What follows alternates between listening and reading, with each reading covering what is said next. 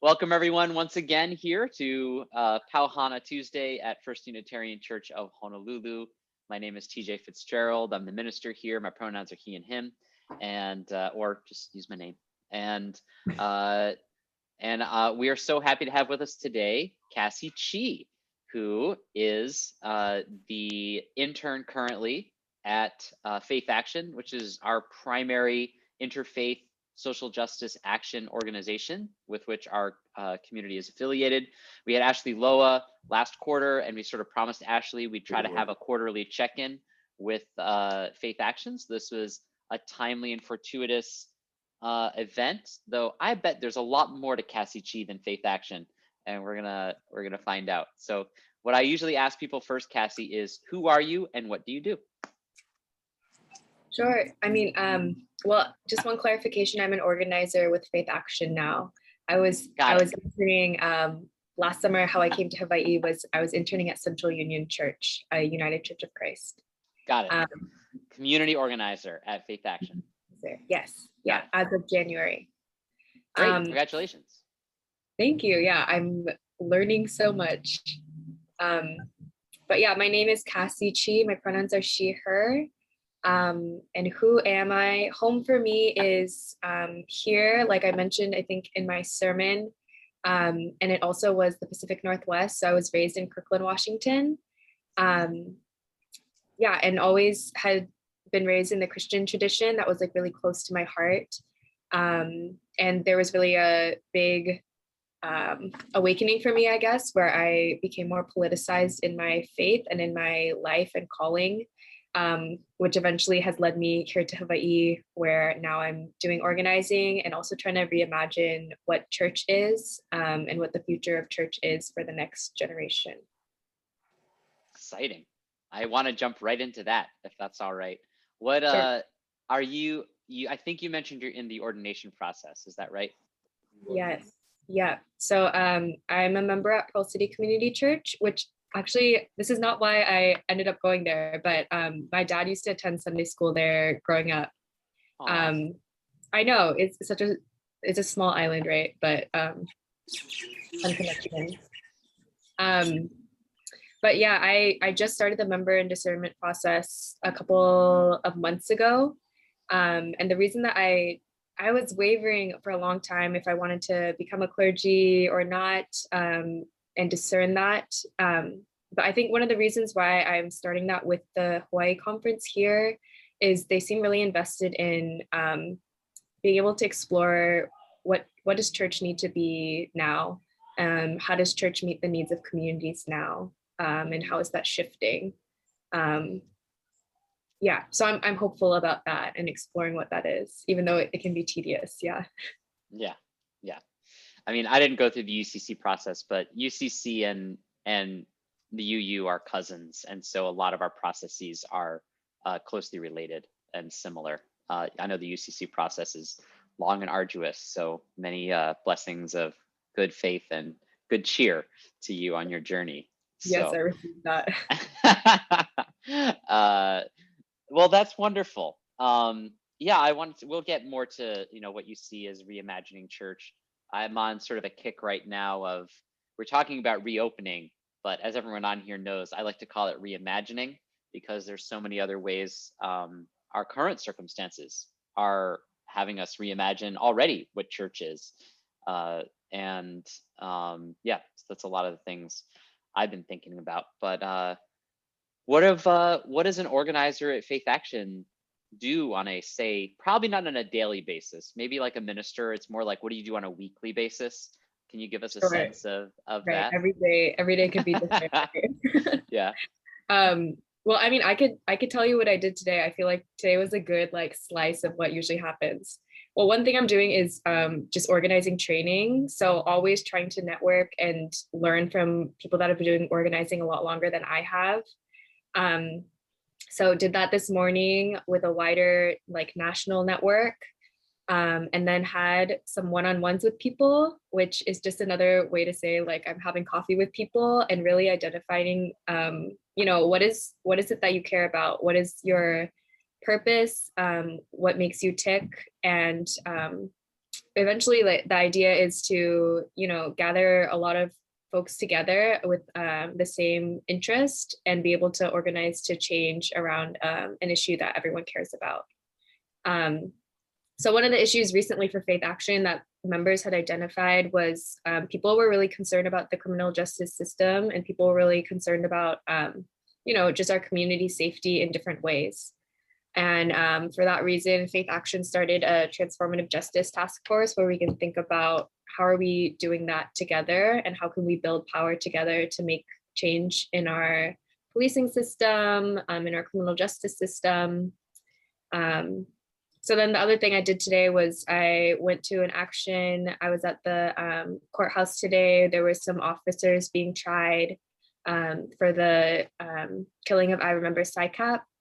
So I was out there with some organizers, some activists, and it's there, I think, for me as a person of faith and also as an organizer to be present and be with those folks. And it's also an opportunity for me to know who else is doing the same kind of work as us in Faith Action, and what are ways that we can build power and build solidarity across broader networks as well. So that's kind of how I spend a lot of my time is building relationships with folks and organizing people and money to come together to build power. That's great. Yeah. What was there something when you were working at you had mentioned previously you worked with Central Union Church. Was there a relationship built there that led you to Faith Action, or did you want to? Some people just want to stay on the island, and did you start looking for something like that? Can you tell us something about that transition, about your experience there, and then if there was a transition there? Yeah. So when I was at Central Union, it was in that spring that George Floyd had been murdered, along with a lot of other, Black folks publicly in the news, that we saw nationally. And so when I was at Central Union, I was trying to think about how do we think about Black Lives Matter here in Hawaii? How do we think about race here in Hawaii? And because it's such a different context than the continent is, or the mainland is.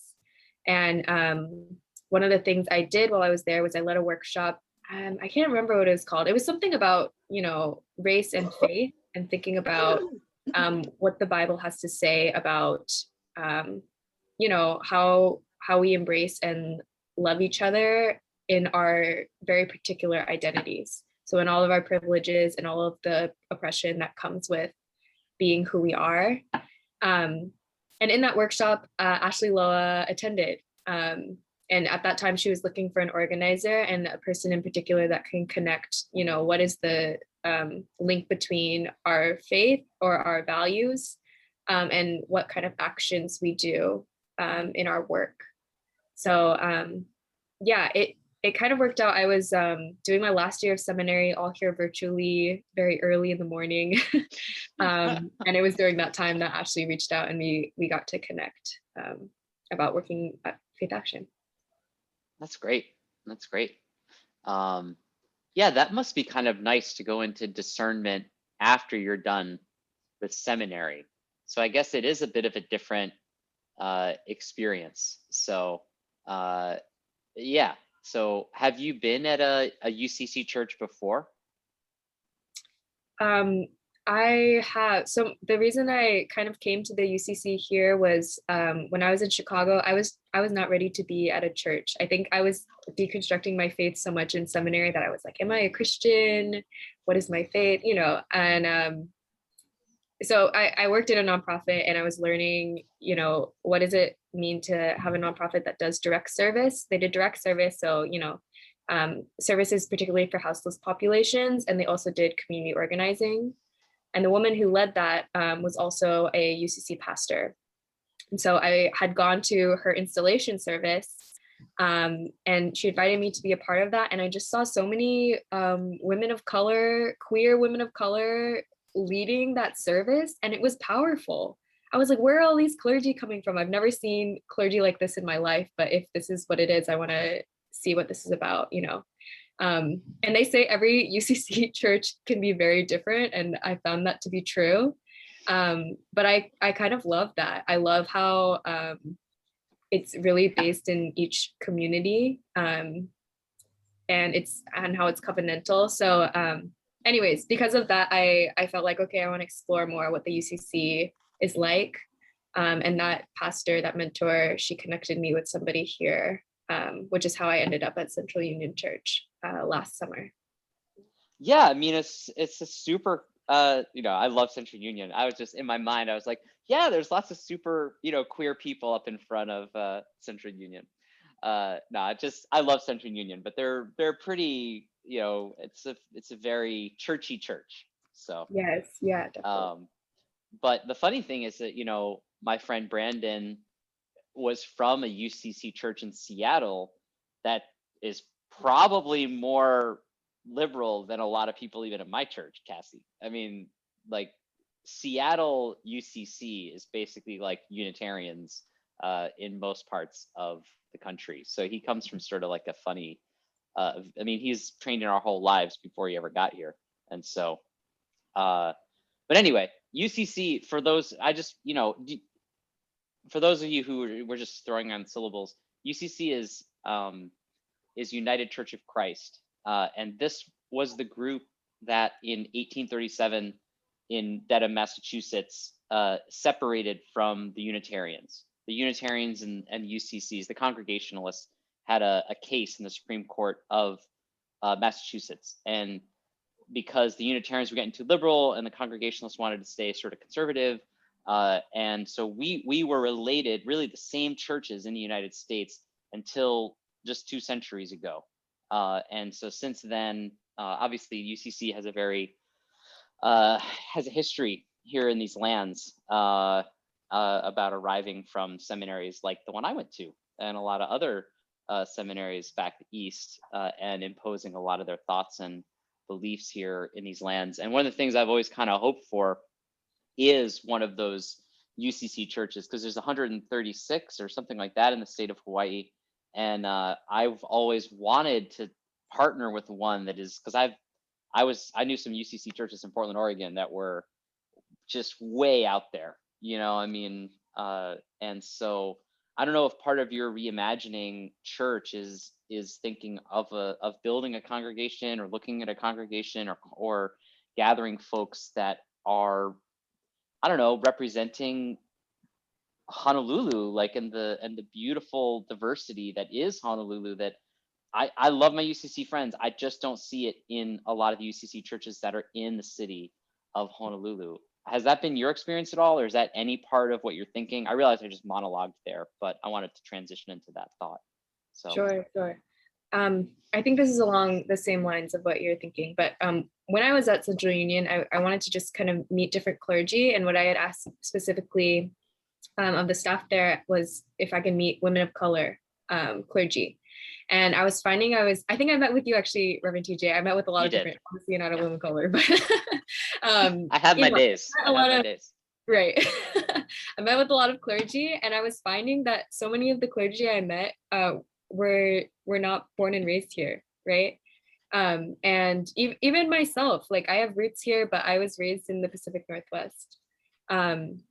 And so I think one thing that I'm looking to do, along with another group of folks, actually, is to invest in like local leaders here. Because I do think that there needs to be a theology that is grounded in the Indigenous culture here, that is grounded in the local culture here, and that's, really grown from this place. Yeah, because I was even finding, I think that there are resources definitely in theology from folks here, but I rarely in seminary encountered any. So I definitely crave that, and that's a growing edge for me. But I think that's really important in thinking about what the future of the church is who's going to lead it, right? Who's going to come alongside. What I think we should do, Cassie, is I've talked to Brandon about this. I've talked to other friends who are from here. Is I think that we should find a seminary on the West Coast that will do a semester in Hawaii and have faculty that are here, that are from here, and use basically, like, it's going to be really hard to convince people to go do a semester in Hawaii, I'm sure. But Yeah. I think, but that's the tool we use to actually have a faculty on site here that people can come and learn with the practitioners, with the faith that's informed by the values of the land here and of the people, and learn the history of that, what happened to this land, and the way the people are surviving, the way the culture is surviving and growing, the way the language survived. Like, I just think there are so many beautiful religious stories here that like you said. And then the main thing is that if we had a seminary here, the leaders would be almost like an entree. Maybe they wouldn't have to leave to go Right. to seminary. Yeah. I just don't see how that isn't something we can make happen. I mean, there's so many people who'd be willing to do it. Yeah. Absolutely. So I feel you. I think it's a real lost a real lost thing right now, resource. So Yeah, and to me, that's a justice issue too. You know what I mean? Like, 100%, it's a 100%. privilege that I got to go to seminary, and I had the means to study full time. And Yeah. I think even being away from Hawaii, that's a that's a big challenge in itself. You know, wrestling with ideas in seminary and being far from home is difficult. You know, so I love that idea. I hope that we could do something like that. Yeah, I really do. I mean, the way, anyway, I think it's possible. I don't want to go into a planning meeting here, but I've actually had meetings with Brandon about this, and with other folks, to just say, how is this not a thing? You know, why wouldn't some? But I mean, right now, seminaries aren't like opening new programs. But this is when you talk about reimagining church, maybe the reason seminaries are suffering is that they're not thinking more creatively and not, doing things like that. So, um, anyway, it's not my turn to preach. Um, but so tell me, one of the things I'd like to ask people who do organizing is to tell me what like a recent win looked like for you. Like, what was like a really good day? I mean, in organizing, sometimes you can go a year and just get two big ones or something like that. But like, so far in your organizing work, can you tell us about like something that got you excited, that was accomplished, that you really saw it all coming together? Sure. Yeah. Yeah. Perhaps this will feel like a small thing, but this was a large win for me. Yeah. So I've been doing this pulpit supply project, and going to the different member units of Faith Action, and I've been preaching virtually the same sermon about Luke 4, and the Jesus in Luke 4 who calls us to, or who says his purpose is to come to free the oppressed, right, and recovery of sight to the blind, proclaim the year of the Lord's favor, all this kind of stuff. And yeah, I think sometimes I'm not sure how that's going to be received by my members. And so I went to one church, and at the end of the sermon, I preached about,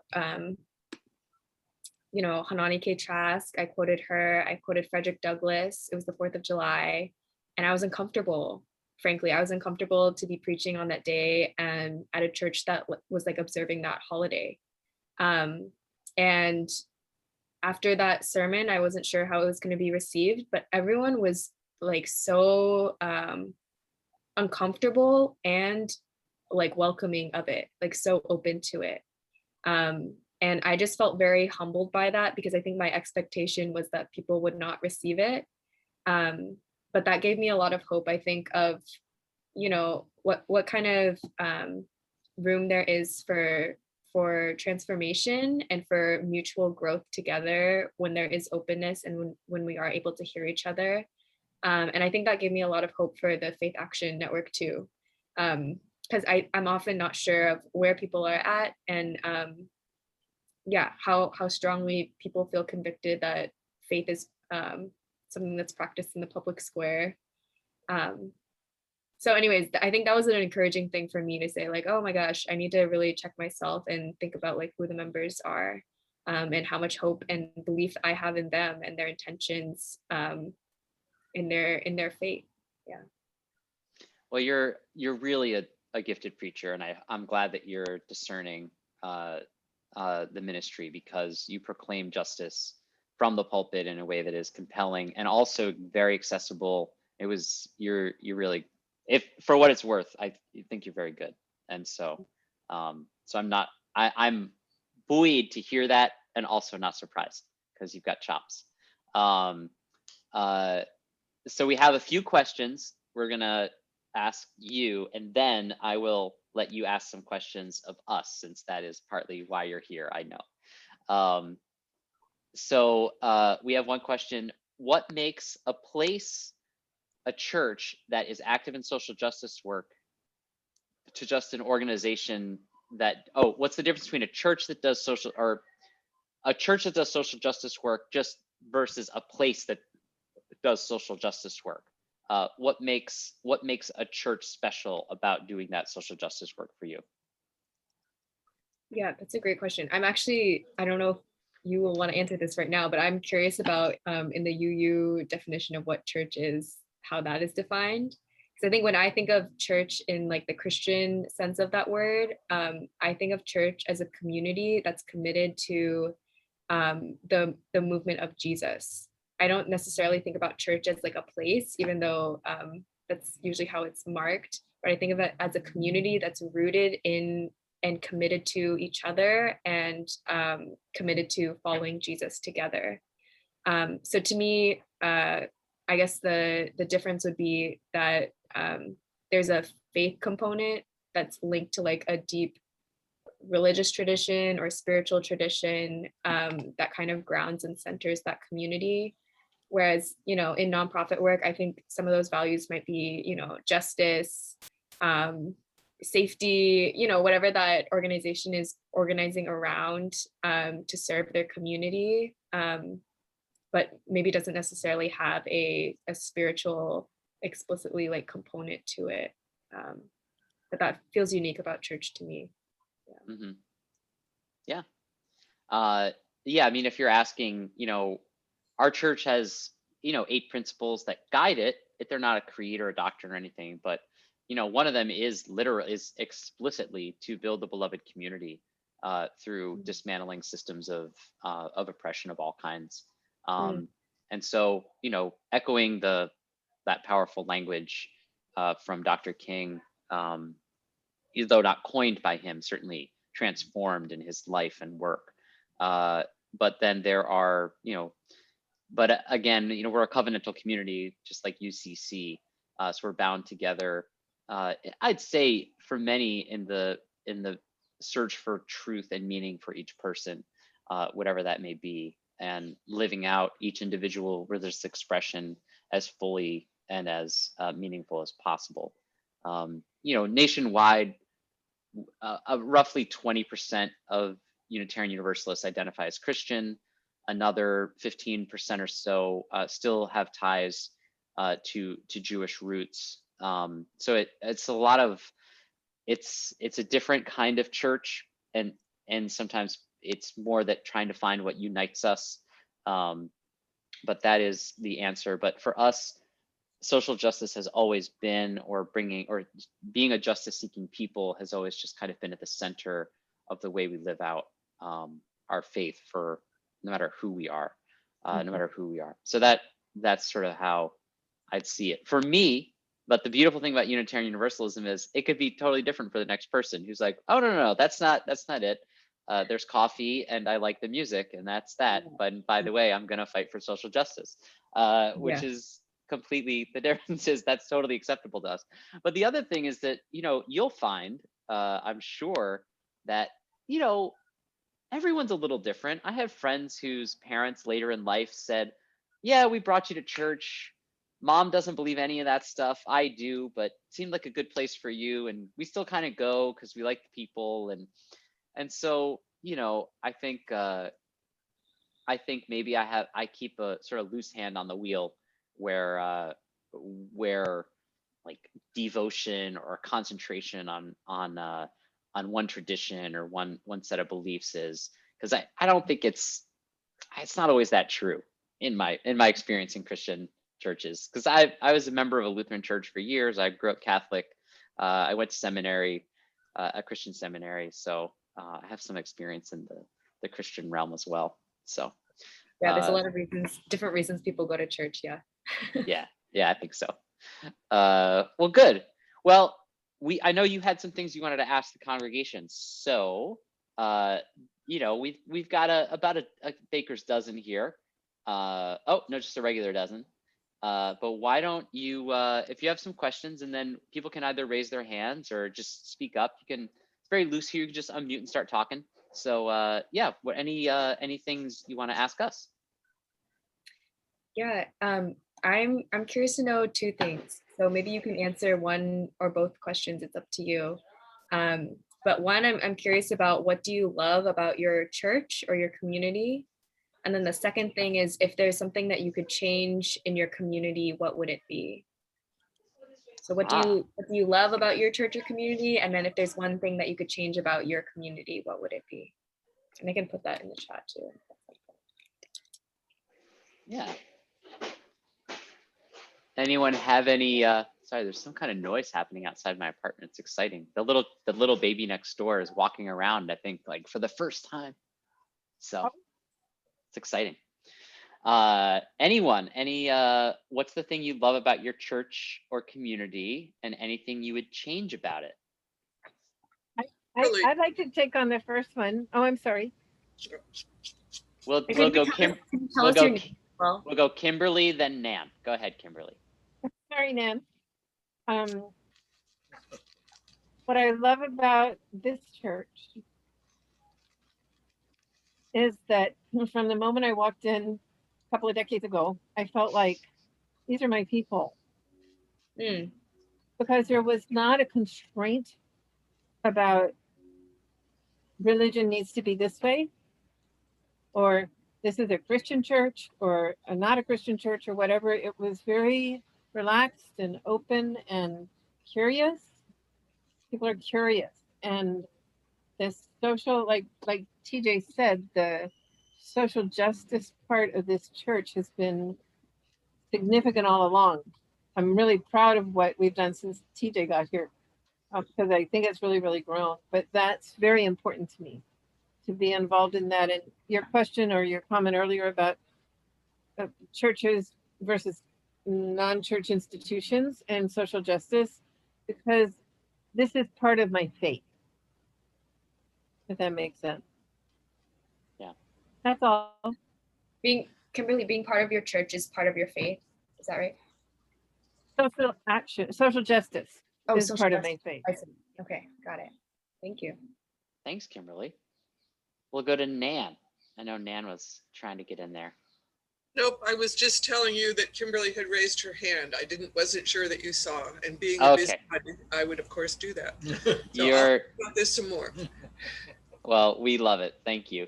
And I see that Marie is raising her actual hand, because there's enough, I can actually see everyone. So Marie, why don't you go ahead? Well, one of the things that Kimberly said, I agree with what she said. And the reason, what I love about this church, my first thought was my friends, and I thought, no, that's too vague. But I've made these friends because I'm there, because the good word is I'm in my community. I'm with my people. And the principles are my faith, are my creed. And when I read them, I knew I was where I belonged. The other thing I kind of thought is, with Unitarians, I like that there is no firm belief, that I am told what to believe, how to believe, when to believe, and that I've never felt judged about my belief. That there was an S on that. And then I kind of had this giggle that Unitarians may have 10 Unitarians may have 12 opinions about what color the door should be painted, but we're not judged about what we believe or what we don't believe. Now, no one's answered, what would you change about your community if you could? Marie, would you care to, do you have anything that comes to mind? I wish they'd get along better about what color the door should be painted. I was gonna say it's about the door color. All right. That was an actual conversation happening right now at your church? No, Okay. well, yes and no, but that's just funny that it's like, that was when he asked that question, I went. No, the doors are very, although there's a part of me that I really would love if and I know I'm going to make someone mad right now, but I have this image of, we have a portico share, and I've always wondered what it would be like to have a mural painted on the inside of the portico share, so that when you drive into it, you drive into like a beautiful painting or a mural. So anyway, I realize, I'm going to get letters. I'll now. take that in consideration. All right, thank you. Wonderful. Anyone else? I see Nan's hand is now actually up. So. Okay.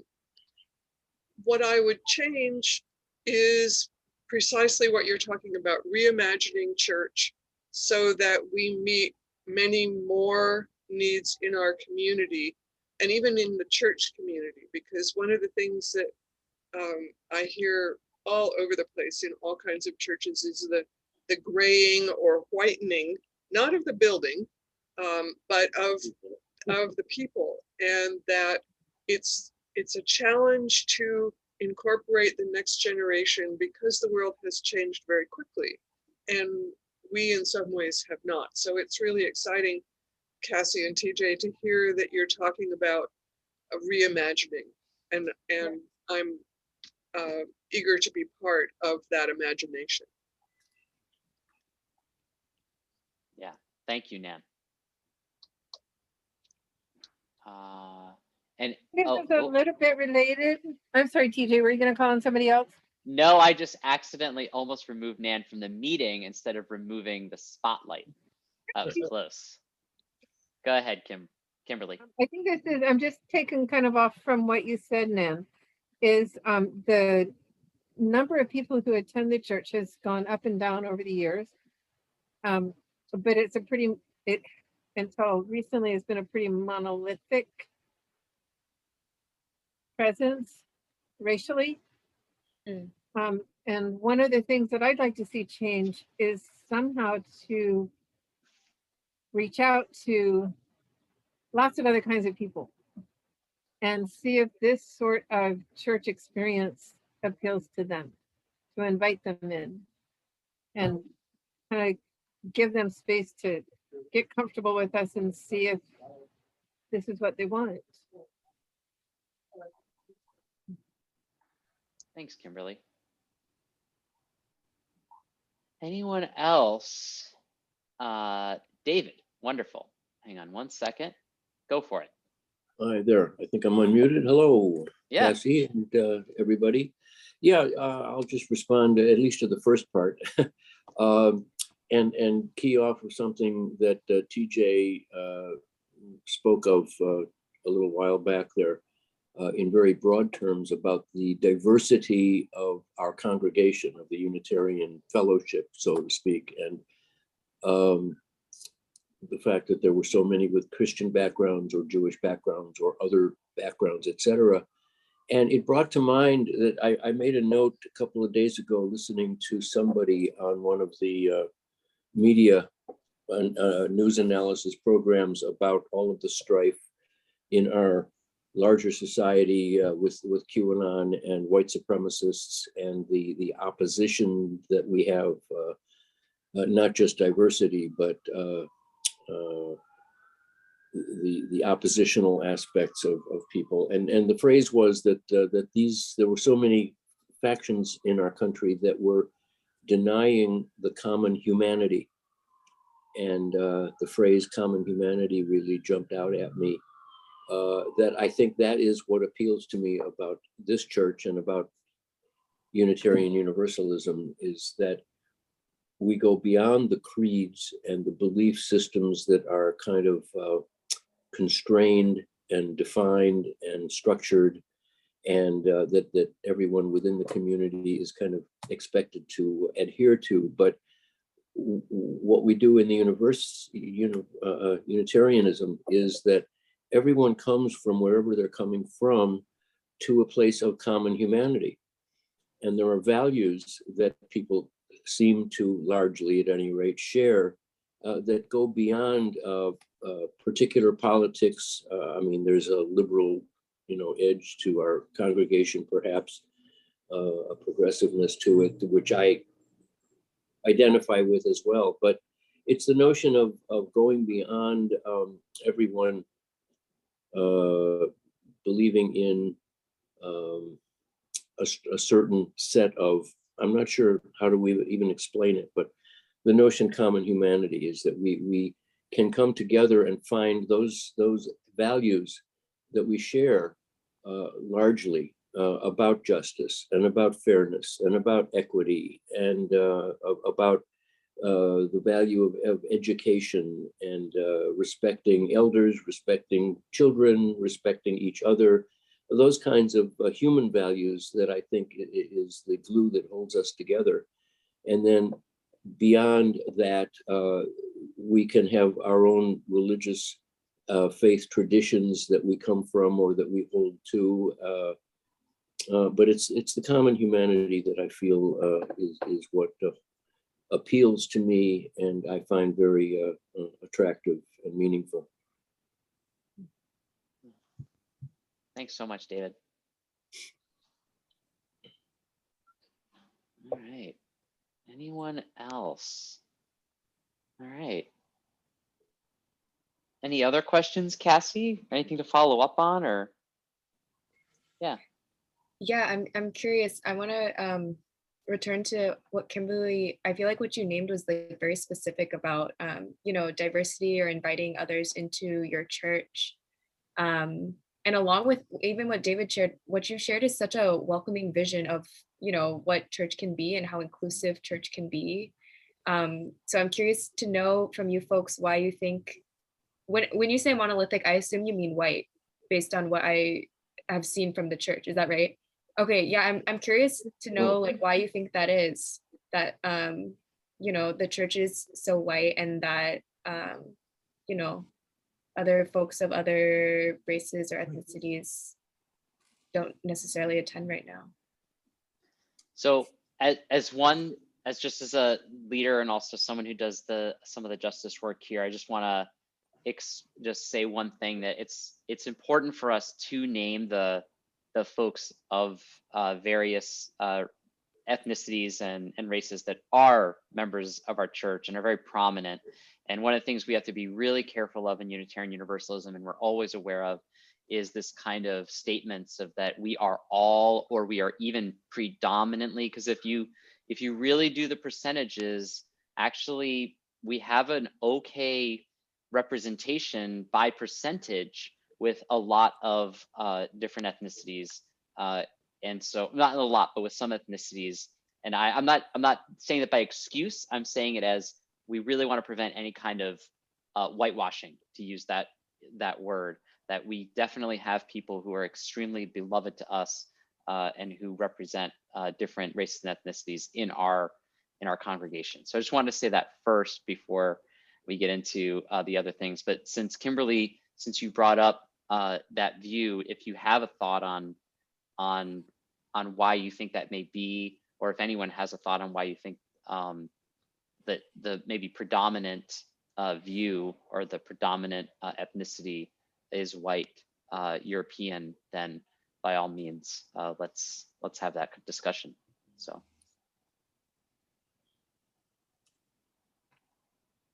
Oh, I think you just muted yourself, Kimberly. I'm sort of at a loss for words. I think it's a great question and I'm gonna contemplate it. But I'd love for somebody else to jump in, because there are a lot of folks on this Zoom who've been with the church for a while and have seen it change in different ways. So Okay. Yeah, I mean, I don't want to press too much. I don't want to make people uncomfortable, but I do want to, you know, consider, you know, what is that's happening, because I think that's yeah, a good question to ask, of how do we invite people in. I see Junko's hand. Go ahead, Junko. So for me, I've been a long time UU, and from the very beginning, when I attended various UU churches, what TJ just said notwithstanding, they were predominantly white people. And you can just count the number of Asians, for example. And in fact, strangely, in Arcata, which was a small town in Northern California, we had more Asian people at the UU than here. When I first came to Hawaii, I thought, well, gee, look at when I rode the buses, I thought, oh, look at all these Asian people. Well, this is really cool. And I expected to see Asian people at the Honolulu church, and it wasn't so. And I was surprised, but I've been a long time, 50+ year UU, so I'm used to it. But I still, nevertheless, just was taken aback to say, oh my gosh. And part of the thing that I've noticed is that many, many people of color have a very strong faith from their culture, whether it's Catholic or Buddhist or Muslim, they have strong faith already. And it's hard to have that kind of faith and translate it into our UU culture. And that's how I see it. Why? And that it's not just appearance. I mean, when I went to a GA in 1980 or something, the first time, I was asked to be in front of the photo session because there were so few people of color, and oh yeah, there's one over there, and I got picked, and it was a little awkward. It was very awkward, but I also understood why they wanted to do that. So it is a fact that there are predominantly white people. Now, if you go to Washington, DC church, then you will see many Black UUs. And in fact, I've been there, and it's wonderful. And but I must say, even in places like Oakland, well, Oakland too has a good number of Black people. So it has to do with the population. But in Hawaii, there's a potential for incredible diversity, but it's not happening. Right. Thanks, Junko. I see that that Catherine has raised her hand. Where did Catherine go? There you are. Oh, you moved to the front of the, and then Gloria. Okay, so we'll go to Catherine first and then Gloria. Okay, so one of the things about Unitarians, we don't have any missionaries. And so we do not evangelize. And I think I know there are people that have been, deeply steeped in their religions of birth, whether it's Christian or Jewish or Muslim, but they don't know about this alternative. And we're not very good at evangelizing. Yep. So that's my take on it. Yep. I agree. Thanks, Catherine. And I think Gloria had her hand up. Did you want to speak, Gloria? Yeah, everybody knows my position here about diversity at our church, so I won't even go there. What I want to ask, when I saw Can you tell me briefly? I'm not sure what your position is. Oh, well, I gave a talk about this back in 2016, that why is this church so white still? Okay. White. So I don't, anyway. But reason why I'm here is because your background, Casey, when you said that a settler, whatever, you used the, you honored the indigenous people in LA and in, Los Angeles, and the indigenous people in Seattle, wherever. And so I just thought that was really cool, interesting, because of the Central Union Church, because I haven't been there in a long time, but it does have a large Asian population. I remember local Asians, but I have a daughter that graduated from Punahou, so I know that it is the Big Five, the missionary school, the elite. And so I was just wondering how you felt being there, because you were honoring the indigenous people, but those are the people that stole the land. Those are the missionaries that stole the land in Hawaii. And I don't know how large your Hawaiian population is, but I was wondering, how did you adjust to that with that kind of history? And you mentioned doing a sermon and talking about Juliana K. Trask, and you were well received, right? So I'm just curious about your church in Central Union Church. And Yeah, that sermon was actually at a different church. But to answer your question, that was a really I don't know, a transformational time, I think, of me rerooting in my faith here in Hawaii. Like for my the reason my dad went to a Pearl City Community Church was my grandparents, they didn't even go to church. They would drop him off because they wanted him to learn good Christian values, because my grandma grew up on a sugarcane plantation in Pu'unene, Maui. And that's where she learned her English. That's where she learned her values, was through the Christian, school system. And when I was at Central Union, and I'm not bashing Central Union, I feel like this is probably characteristic of many churches here. I one time was given a tour, and there was like this history room, and all around the walls, it was just photos of white men as all the former senior pastors, right? And I learned the history a little bit more. I met the first woman of color. She remembers her family was the first family of color to attend that church, and that was controversial at the time. And this woman is not that old, like this is in my lifetime, right? And I also think about being a granddaughter of plantation workers and how folks at that church used to own that land. So I think now what I'm thinking about is, as a person who now has the privilege as a woman of color and as a descendant of plantation workers, what is my kuleana to my family and to people who continue to not be able to afford to live here and not be able to thrive here? Because I consider those folks my family, and I consider those folks my people. And so I just am always thinking about how can I be in deep solidarity with them as I do ministry, as I do organizing, as I'm in churches. And one way that I try to do that is by positioning myself on the land that I'm on, and always trying to learn more about, what are Native Hawaiian activists doing? What are the ways that I can follow and support their work in my own work and ministry? So does that answer your question, Gloria? well, yeah, because the whatever you call it, the Central Union Church, or the CC, whatever you call them, whatever their names are now, those people that founded that church were directly involved with the overthrow of the Hawaiian Kingdom. And I ran into their descendants, and they still have this narrative that they did no wrong, that they saved the heathens, right, and the barbarians, and they still think that way, and they're like 60 and 70 and 50. So I'm just curious to see how you're maneuvering that.